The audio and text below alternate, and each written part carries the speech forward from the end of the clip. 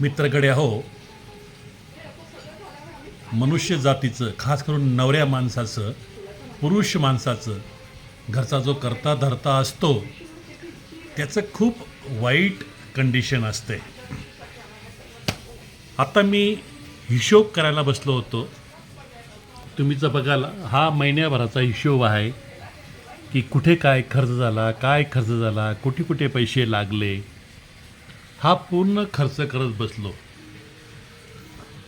आणि वरून मुलाचे टोमणे, बायकोचे टोमणे, हेच की अकाउंटला पैसे फक्त 1,000 रुपये उरले, 2,000 रुपये उरले, कुठे झाला एवढा मोठा खर्च. पण पूर्ण महिन्याचा हिशोब जर काढला तर सर्वात मोठा खर्च हा बायकोचाच असतो. तिच्या साड्या, तिचे ब्लाऊज, तिचे कॉस्मेटिक्स, असा भरपूर काही खर्च असतो. पण दोषी हा नेहमीच पुरुषच धरला जातो, की जे काही फायदा झाला तर माझा, म्हणजे फायदा झाला तर बायकोचा, आणि नुकसान झालं तर नवऱ्याचं, पुरुष माणसाचं, करत्या धरत्या पुरुषचं. बिचारा दिवसभर काबाड कष्ट करतो, संध्याकाळी येतो आणि घरात आल्या आल्या ते भोंगे चालू होतात. काय करावं कळत नाही. आत्ता बायको खूप जास्त टोमणे मारून गेली की का पैसे नाही, तारीख तुमची आज 25 झाली, अकाउंटला 1,000 2,000 का, कुठे मागायचे, काय मागायचे. तर मिडल क्लास माणसाची हीच परिस्थिती आहे. खर्च होतो आवाच्या सव्वा, आणि जेव्हा अकाउंटला 1,000 2,000 रुपये 500 रुपये उरतात तेव्हा कळतं यार एवढा खर्च कुठे झाला. 40-50 हजार रुपये अकाउंटला होते, तेवढं पेमेंट होतं, एवढा खर्च कुठे झाला. पण ते टोमणे मिळतात माणसालाच. आत्ता 10 मिनटापूर्वी आमच्या दोघी नवरा बायकोचं, मोठ्या मुलाचं खूप वादविवाद झाले या गोष्टीवरती, की तुमचाच जास्त खर्च आहे, माझा खर्च कमी आहे, हे आहे, फलाना आहे, ढिमका आहे. तर याच्यामध्ये मी एकच निष्कर्ष काढला की यापुढे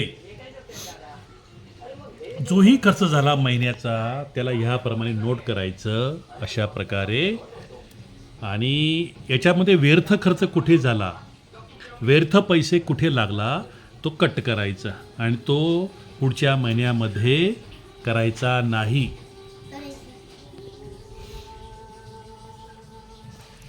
तर ह्याच गोष्टीने खर्च लिमिटेशनमध्ये आणता येणार आहे.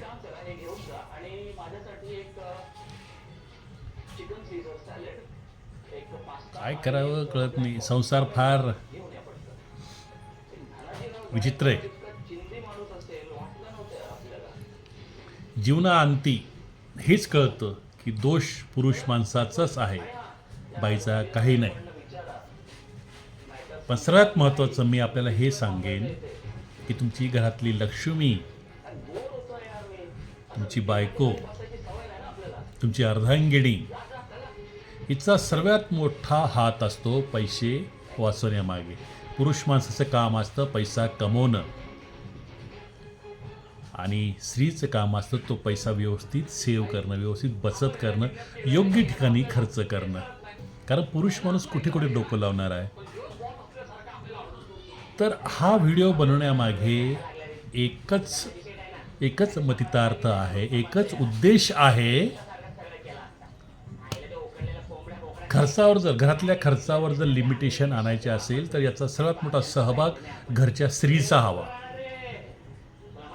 घरातील बायकोचा हवा.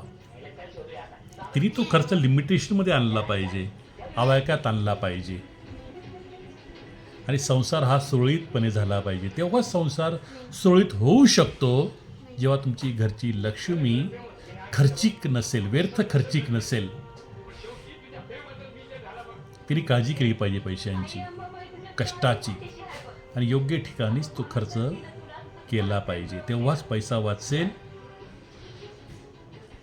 आणि तेव्हाच ही चिंतेची सावट, टेन्शनची सावट कमी होणार आहे भविष्यामध्ये, हे निश्चित आहे. त्यामुळे खर्च लिहित जा, दर महिन्याचा कुठे खर्च झाला, काय झाला. तर बघूया आता पुढे काय काय होतं. संसार आहे, संसारचा रगाडा आहे, असाच ओढत राहायचा आहे, असाच चालत राहायचा आहे हा रगाडा. बघूया कुठेपर्यंत हा संसार घेऊन जातो.